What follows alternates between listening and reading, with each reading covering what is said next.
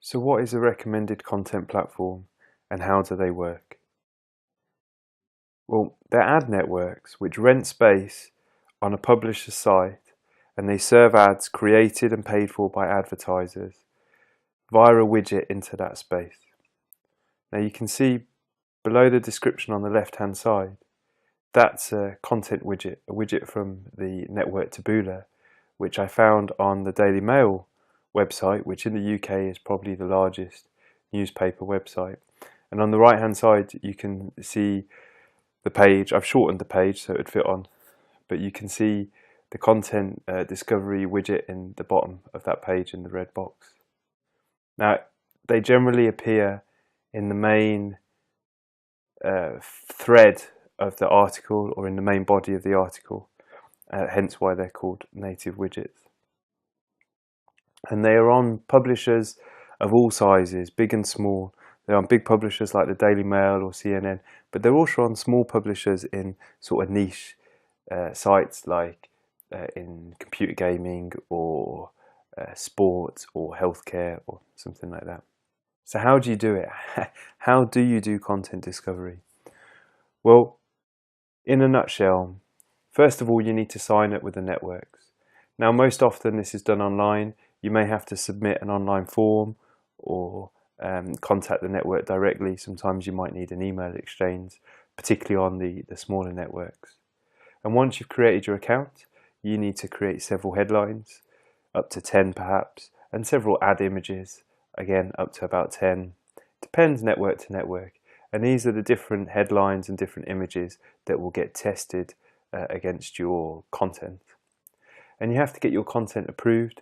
Sometimes you may have to send them the URL, or it will be an automatic process once you upload the ads for submission from the back end that you can log into.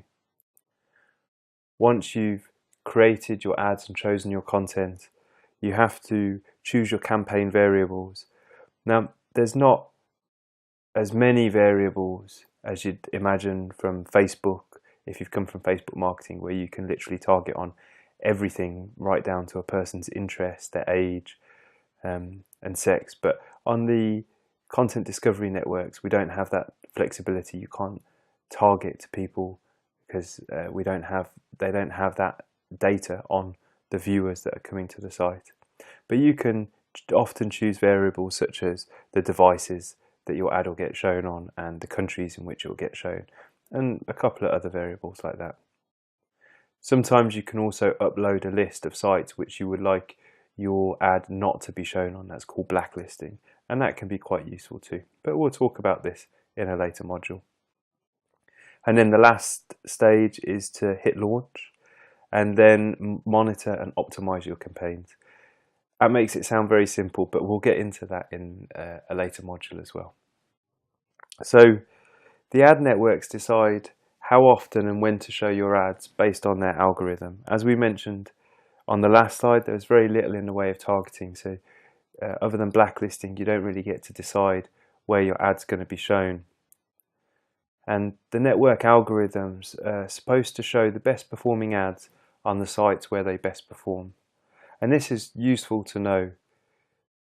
It's in the network's interest so that they can generate the most revenue and provide the best experience for the publishers to show the ads which are doing the best.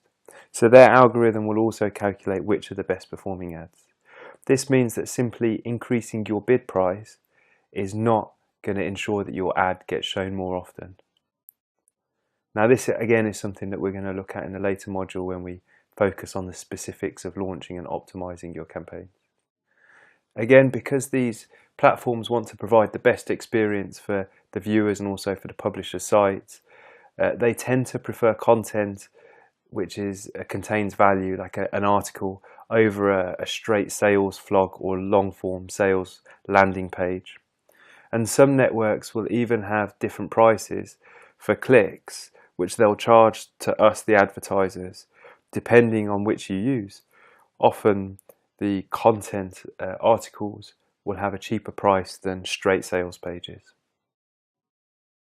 And in a nutshell, that is the process of that you have to go through to set up with the networks, and a little bit of information about how they work. When we get into the specifics of running a campaign in a later module, this may become clearer, but it's good to have an idea of this, because this is the end of this module, and in the next module we're going to look at the best practice. So understanding how these adverts and these networks work will allow you to understand exactly why the best practice is the way it is.